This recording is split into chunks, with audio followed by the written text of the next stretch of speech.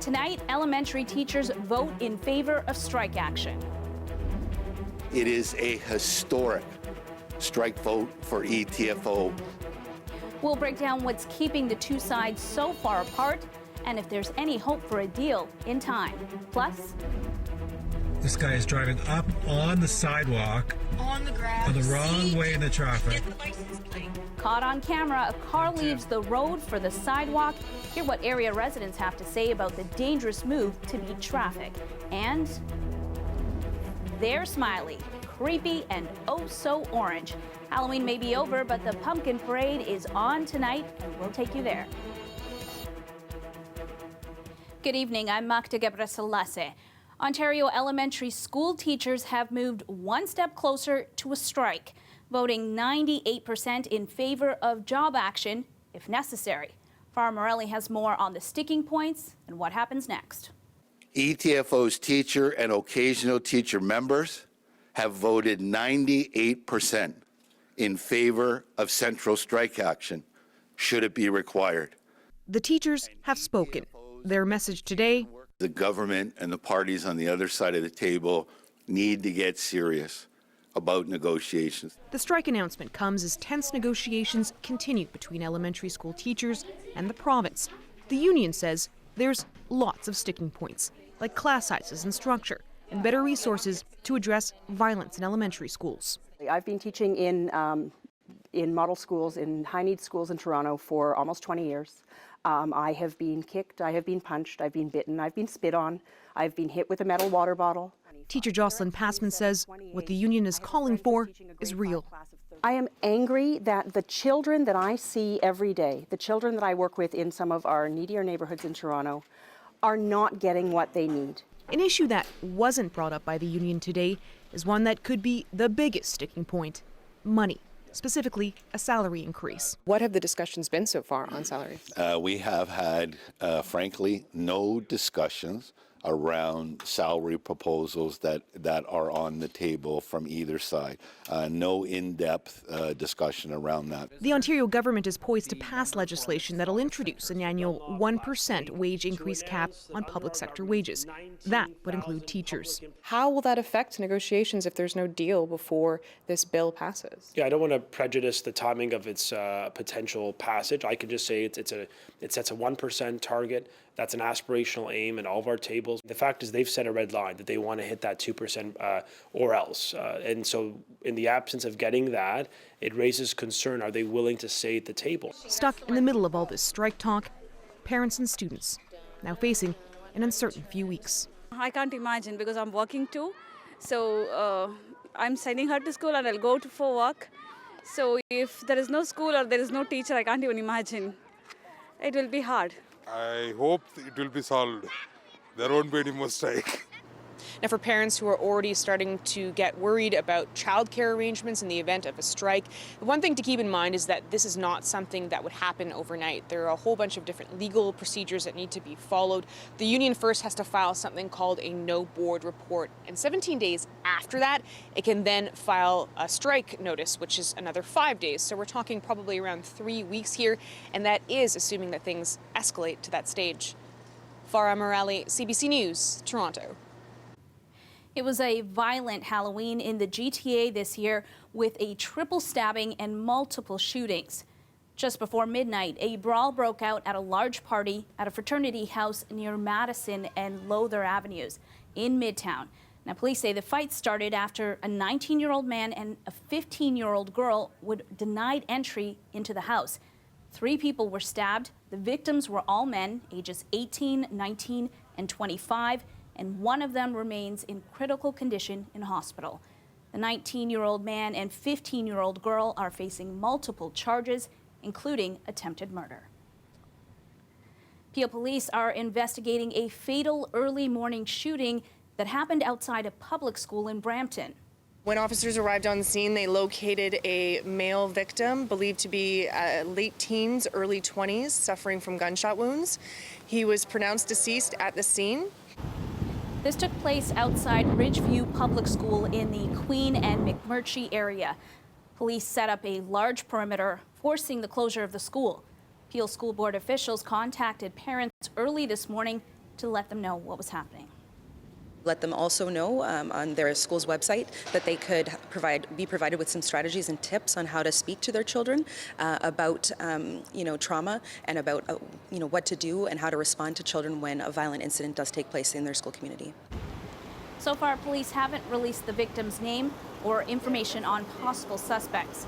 The school is expected to reopen on Monday. The Weston community in northwest Toronto is dealing with 3 shootings in the last 3 days, where the victims were young people. Now, nobody was killed in this violence, but it has shaken up the community. Angela King has more. The recent violence hits home at Frontline's Toronto Youth Centre. At its annual general meeting on Wednesday, a mother in attendance got terrifying news. Her son was one of 5 teens who got shot inside an apartment hallway on Clearview Heights. And earlier this month, Shakoy Frey's cousin was shot and killed near Jane and Finch. It's those experiences that drove him to work with young people in his community. Now I'm giving back to make sure that these young people don't end up in those places as well. He says it's getting easier for teens to access guns and says the violence is getting closer to what are supposed to be their safe spaces, homes, schools, even the youth center. He says ultimately that makes getting away from the violence even more difficult. It's a lot for them. It forces them to grow up quicker than they have to and suppress some things that they normally don't get to address because they have to grow up so fast and don't really get to express how they may feel because of certain situations they may be in. Shootings in northwest Toronto have been on the rise. Across 3 police divisions, there have been 140 shootings so far this year. 72 people have been hurt and 16 killed. We spoke with teens about the recent violence in their neighborhood and have concealed their identities because of their age. Some kids are into that stuff and they can get into the crowds from wrong people and they can end up dead or prison. I just think they want to be noticed. Like, there's a lot of people about that gang banging stuff and like that, so it's just like, if that's what they're getting themselves into, then that's your choice. Like, that's the consequences that are gonna add up if you keep on doing that type of stuff. Just a few blocks away at Jane Street Hub, the hours for walk-in counseling and youth programming has been extended in the wake of the violence. Staff say residents are shaken, especially since yesterday morning's shooting happened in their parking lot. Yorktown Family Services says they're having to engage with youth much earlier. It used to be the ages of 14 to 15 is prevention and early intervention. But we need to be engaging with kids when they're 6, 7, 8, 9 years old, actually. To really give them an alternative to what they may be surrounded by. In order to do that, the executive director of Frontline says more funding is needed so spaces can be open later. She says everyone needs to be on board. All of us have to come together and address this issue. And I have not seen from the time that, that we've been here, that we've all come together. Staff at the youth center say in the end, all of this violence is just disheartening. They say this is a tight-knit community with a lot of young people who have a lot of potential. Angelina King, CBC News, Toronto. Residents in the Bathurst and Eglinton area are concerned about cars driving on the sidewalk. At least one incident was caught on video, but people in the neighborhood say it's happening more than that. They say thanks to the LRT construction, traffic is clogging up the side streets. Natalie Nanowski has more. It's a driver driving on the sidewalk. That's what I'm saying. I'm saying this happened to me. Marlene Orenbach says she won't walk her dogs during rush hour. I've had the incident where a woman has tried to run me down on the sidewalk so she could get ahead of whoever was here. The side streets near Eglinton and Bathurst are narrow. They're packed with cars that can no longer park on Eglinton because of crosstown LRT work. In rush hour, you could be sitting here for a very long time. Idiot, get it! On Wednesday, a resident captured this video of an impatient driver trying to bypass traffic by mounting the sidewalk on the opposite side of the street. Doesn't surprise me at all. You always have to keep your eyes open because even in stop-and-go traffic, drivers aren't paying attention. They're also driving on the sidewalk. Here's another video from earlier this month. I think it's only a matter of time before something really unfortunate happens. So I hope that the city sees what's going on. Mayor John Tory responded to the video today. There's just no excuse for that sort of thing. Anybody would know from the most basic driver's handbook, driver's course, or common sense that cars shouldn't drive on sidewalks and can't drive on sidewalks no matter what is going on. He says the public outrage comes just as the city is rolling out the second phase of Vision Zero. The city's plan to make streets safer by putting an end to cyclist and pedestrian deaths. On Monday, the Toronto Police Service will begin a one-week safety blitz across the city to encourage residents to drive alert and stay safe. The man who took that video complained to Metrolinx. The company responded, saying that this street falls within the city's jurisdiction. He also sent that video over to the police. They say that they're now investigating. Natalie Nanowski, CBC News, Toronto.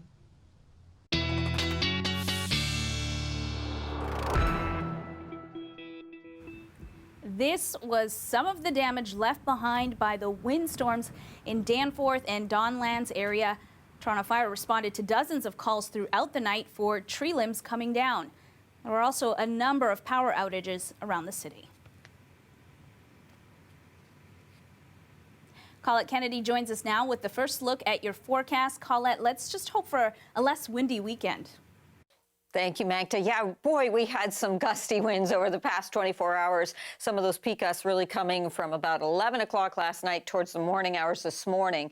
And you can see they're better now, so that's nice. You can see what some of those readings were, though. Oshawa, Hamilton, 80 kilometers an hour. Toronto at Pearson, almost 90. But at City Centre, almost 95 kilometers an hour, and that's where you got to in Cobourg.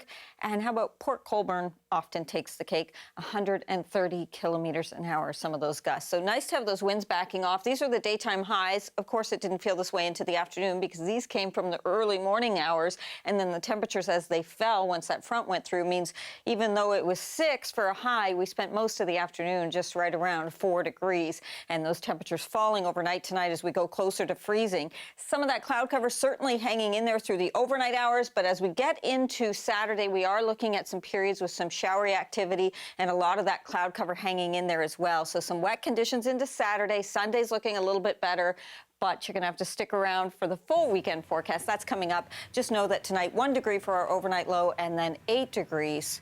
Take the umbrella, whatever you're doing on Saturday. Thanks, Colette. Well, the candy has been handed out. The costumes have been put away. But at parks across the city, there's one last chance tonight for pumpkins to shine. Lisa Shing gives us a tour of the pumpkin parade.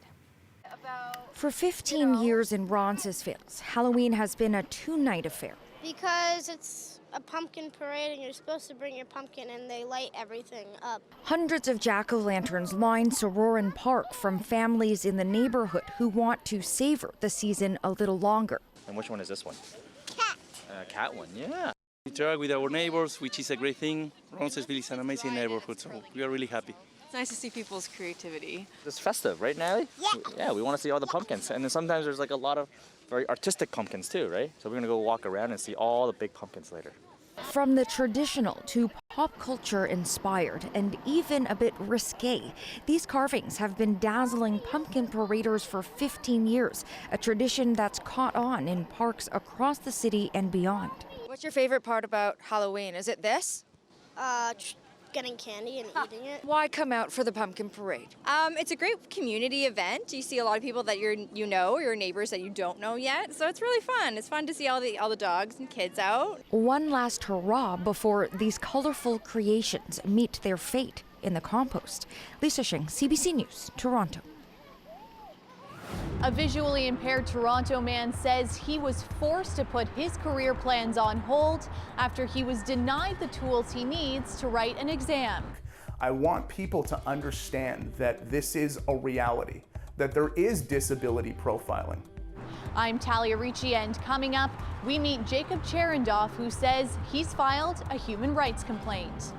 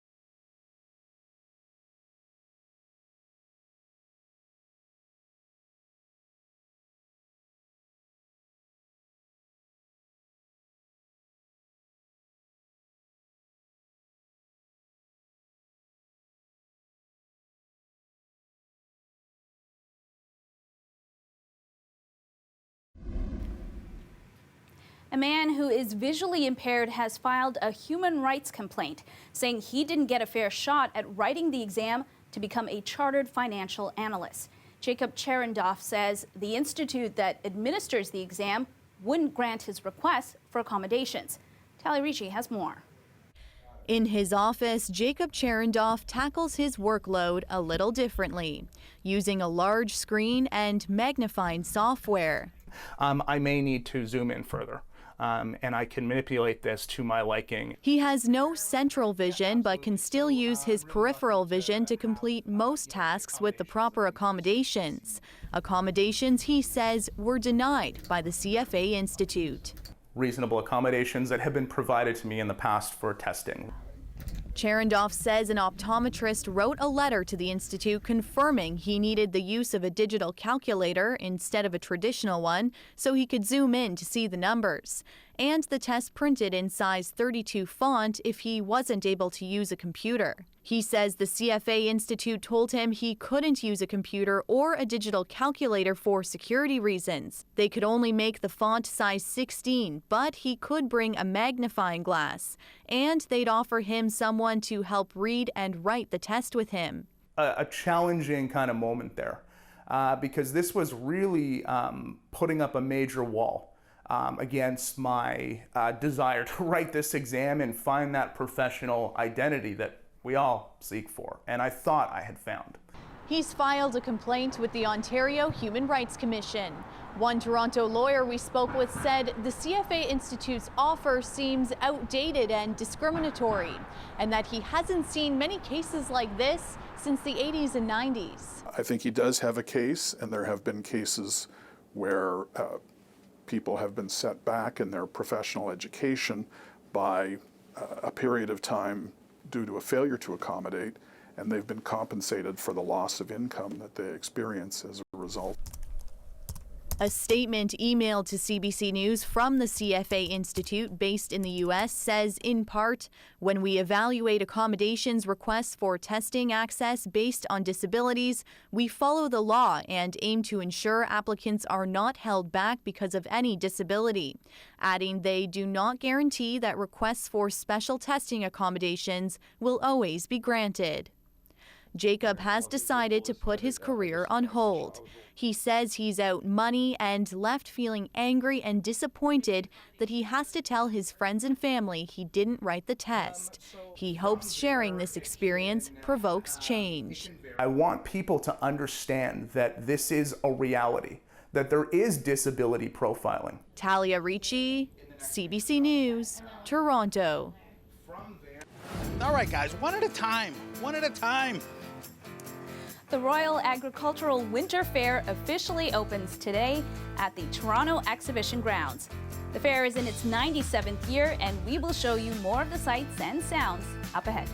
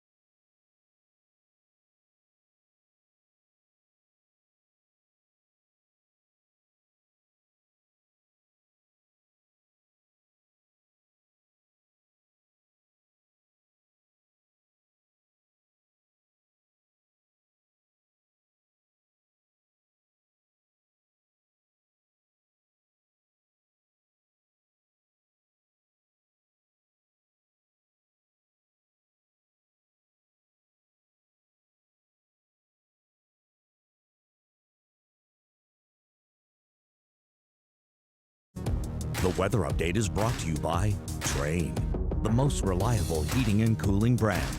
It's hard to stop a train.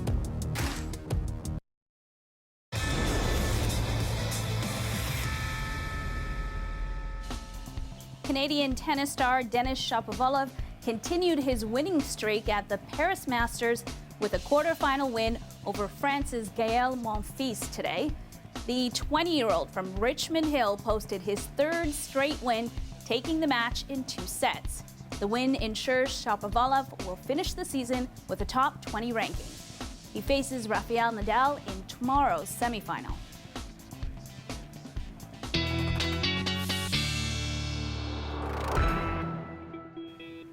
Colette Kennedy is back with a look at your long-range forecast. So Colette, how's it looking?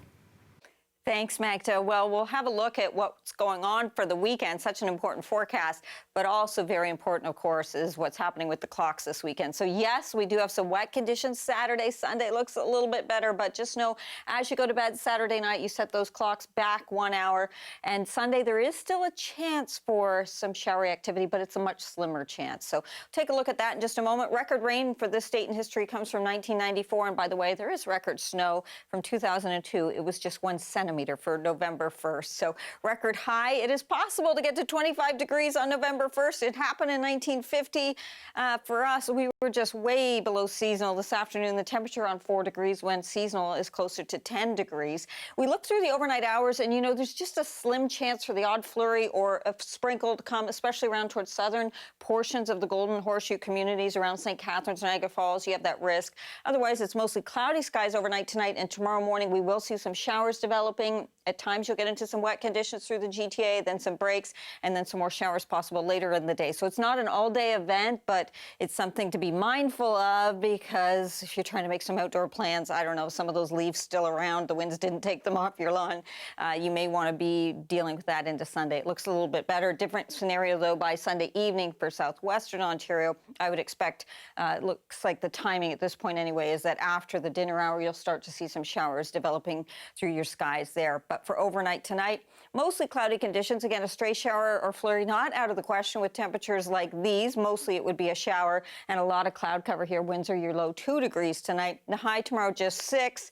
And yes, I have a chance for some precipitation in here and a lot of cloud cover hanging in there as well. So a little dreary at times. And overnight tonight for the GTA, the temperatures ranging from freezing at Markham to 2 degrees at St. Catharines. And tomorrow we do have those times where you'll have to be taking some cover from the rain showers, but not all the time, all day. As we look towards Sunday and the temperature with those better sky conditions, 6 degrees for the high, so still running on the cool side. Monday, we're doing better, still not into double digits. And each day, Monday, Tuesday, Wednesday, a chance for some precipitation. In fact, as temperatures fall off Tuesday night into Wednesday, it could likely come in a bit of a wintry mix, but should be light in nature. At least that's how it looks at this point. Magda. Oh, no. Thanks, Colette. The Berlin Zoo had a Meet Your Twin Day this week. 2 panda cubs, kept apart since their birth 2 months ago, met for the first time. The siblings haven't been named yet. Keepers say the cubs are getting stronger and more active every day, and in a few months, they'll be able to make their first trip outside.